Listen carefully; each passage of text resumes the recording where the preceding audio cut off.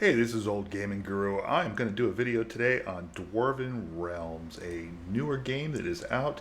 It is on Steam and lets you decide whether you like this or not. But hey, it's less than $10, so it's worth a shot.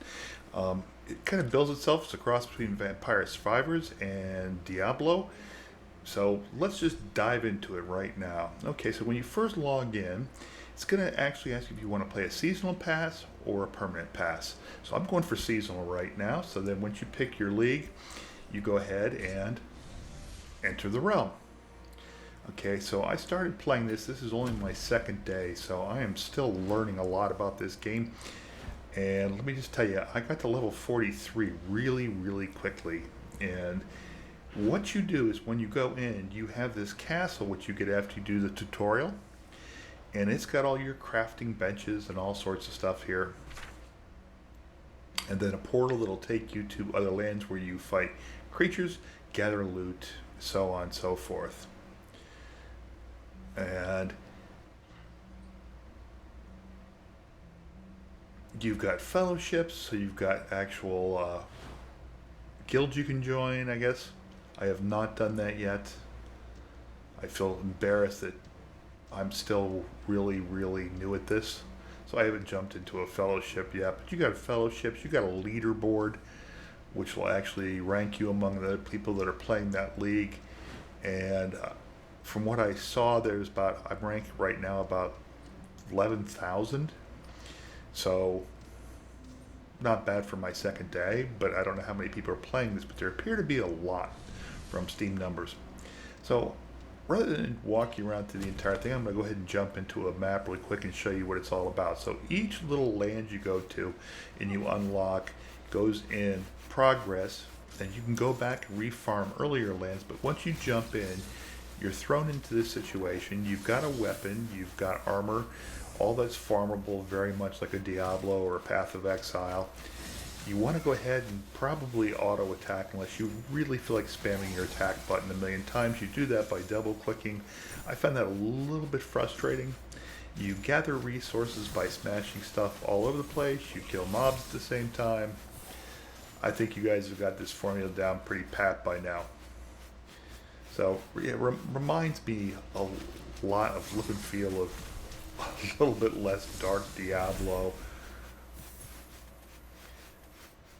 And then you acquire these essences by killing things. That allows you to unlock these treasures.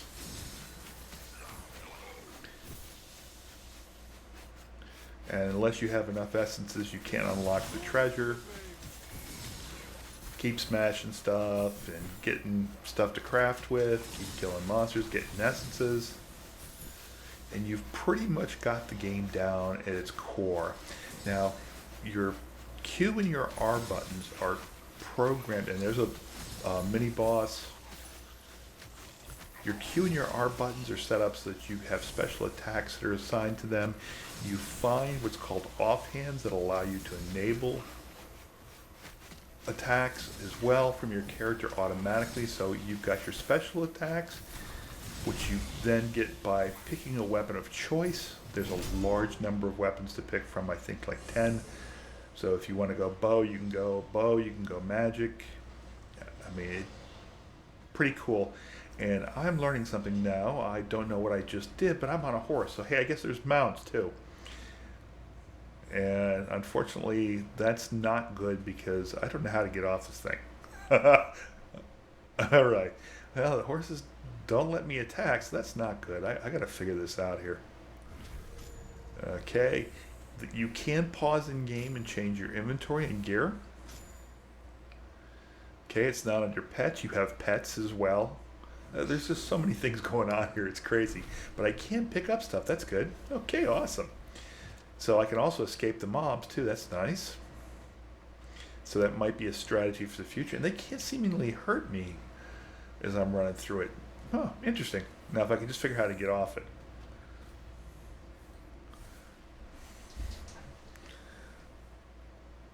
Anyways, I gotta give me a second here as I try and figure out the key to actually get off this horse. By the way, there's the leaderboard. So it's not that. And you can see, oh, I'm 14,000 something. Hmm. Okay, we're gonna have to work on that. I do like leaderboards though. Okay, so right now I'm gonna actually see if I can figure out how to get off this horse. I am learning a lot about the game while I'm completely incapacitated on this beast. The horse is nice because later on, when you run around your castle, it gets pretty big, so it'll actually get you around your castle. And I guess you can also, too, go to your fellowship or your guild lands. So I don't know exactly what that entails since I haven't joined a guild yet. This, like I said, this game for $10 is a lot of value. If you like any of the things I mentioned, you'll like this game. Okay, once you kill enough of these critters, and you see I'm taking some damage here, my little red bubble's going down, my blue bubble for my magic is full, but my health is going down.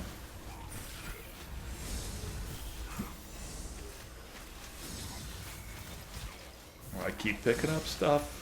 Those little green circles there you see are created by my pet. I can actually pick up some extra health there. I can also, too, summon time warps. And those will appear randomly. My little ability is called Spark, the one that I use in my offhand. And it's those little glowing balls that are floating around there.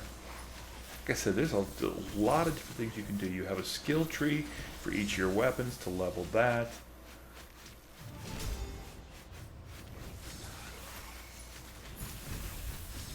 A lot of ways you can customize your playstyle.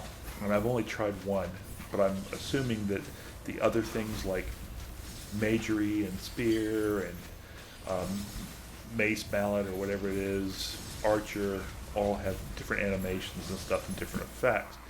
Your offhands, which are the things that give you like those, my glowing sparks there, oh, there's a time warp, and what it does is it brings monsters in so you can kill them and get a lot of the essence which is required to open things.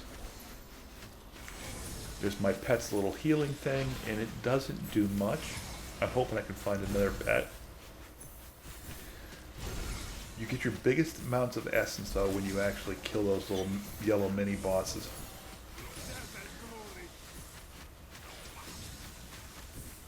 I got stuff that I can pick up by hitting E when I'm next to it, kill a mini boss, heal up a bit.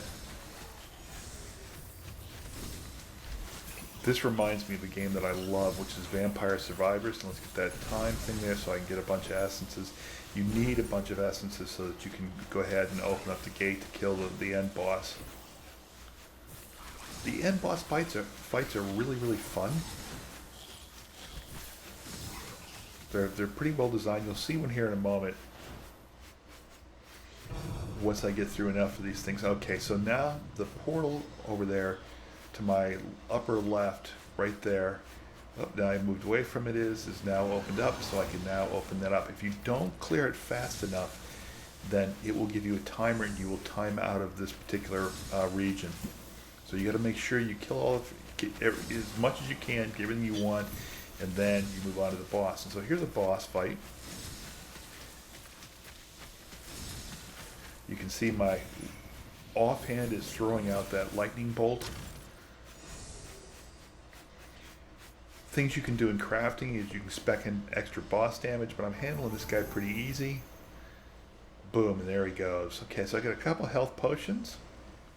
I get a treasure chest with a bunch of loot. And you want to kind of find loot that actually has bonuses for your play style. So mine is one hand, but you can find other things, and these are the offhands I told you about. So you want to find an offhand that does an effect that you want that fires off automatically. And they've got everything from spectral wolves. I'm using Spark right now. And finally, when I'm closing out, I can change those in, and those books actually give you extra experience once you go back to your lair. Now, let me show you how that works. Okay, so you completed it, you killed the boss. They're nice short instances.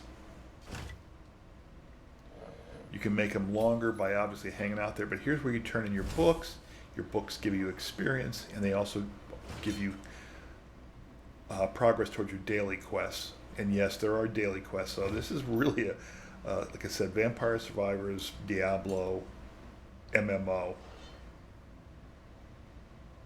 Okay, here's where you do your crafting. You get materials on the stuff to my left.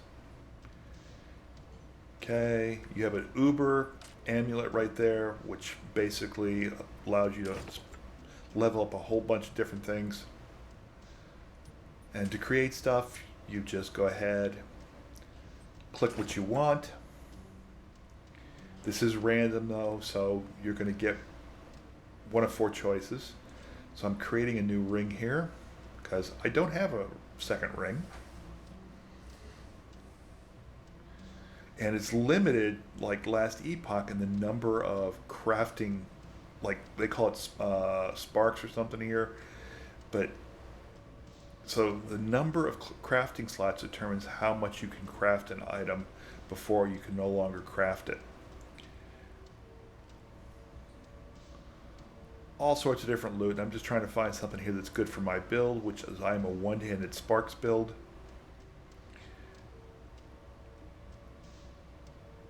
And was that a better necklace? No. Helmet? No. So you see in the bottom right-hand corner, there's the number of times you can actually craft an item.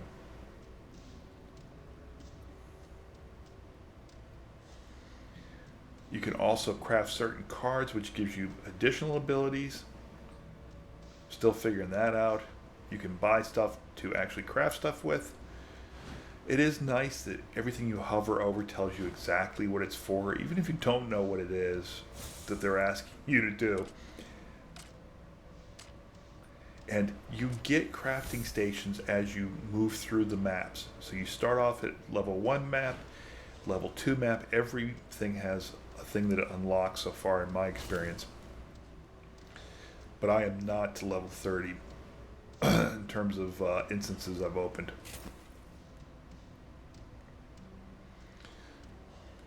And so you can actually upgrade stuff into your palace there. And here's where you craft your offhands. By the way, you want to get 3 offhands of a certain type. So mine is sparks. I want to get more sparks.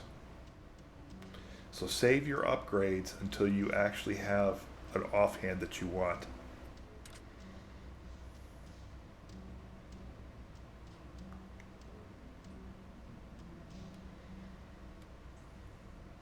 By the way, the key for the horse is the F key. You hit F to mount. You get your horse as you progress through the different instances.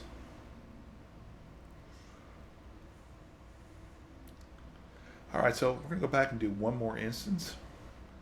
Just give me a second here. I want to just show you one more thing.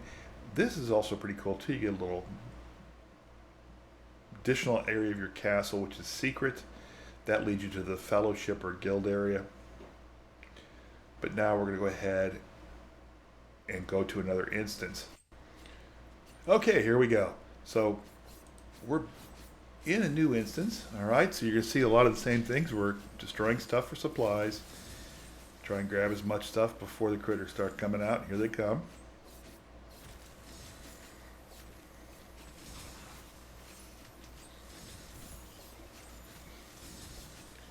Yeah, make sure you're doing enough damage. If you can't wipe out the little guys here, it's going to be really tough to wipe out the bigger, badder guys. As you can see, I need to be taking those guys down faster. They're the ones that really do damage to you.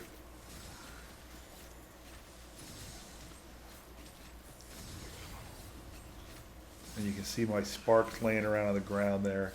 So I got to get better at maneuvering so that they run into the sparks. But your offhand does a lot of damage. Don't neglect it.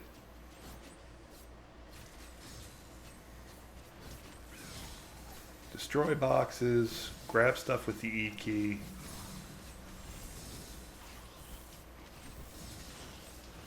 Basically loot everything you can. Try and get to these time warps. They really help you get essence quickly.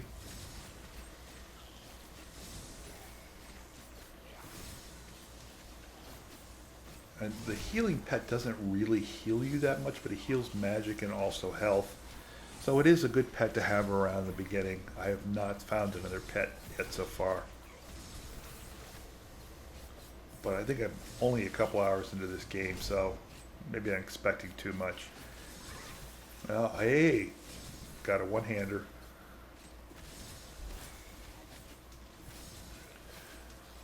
Take down those little mini bosses as quickly as you can.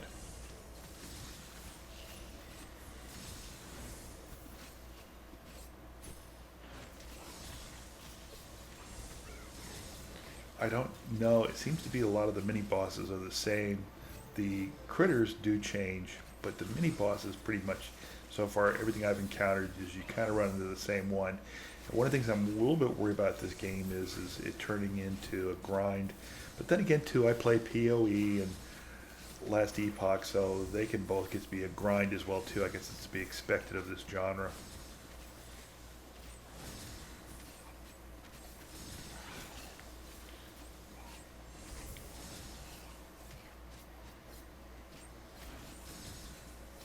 If you see a plant on the ground, definitely kill it.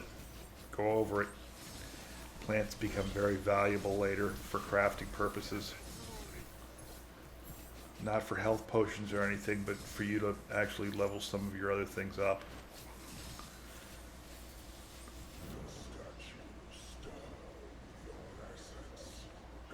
Okay, went the wrong way from that time warp. Okay, now I can actually unlock the boss. I usually stick around for a couple passes after the boss just to get more essences. And two is to get more loot. There we go.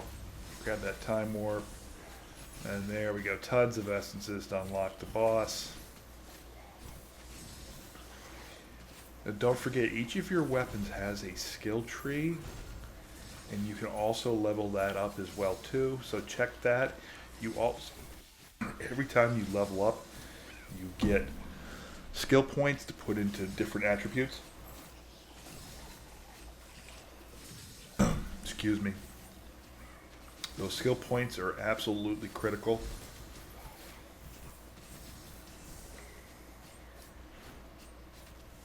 So make sure you check your I key, which then allows you to look at your inventory and also change your skill point allocations. I think J brings up your skill of choice, so you can actually make choices there too.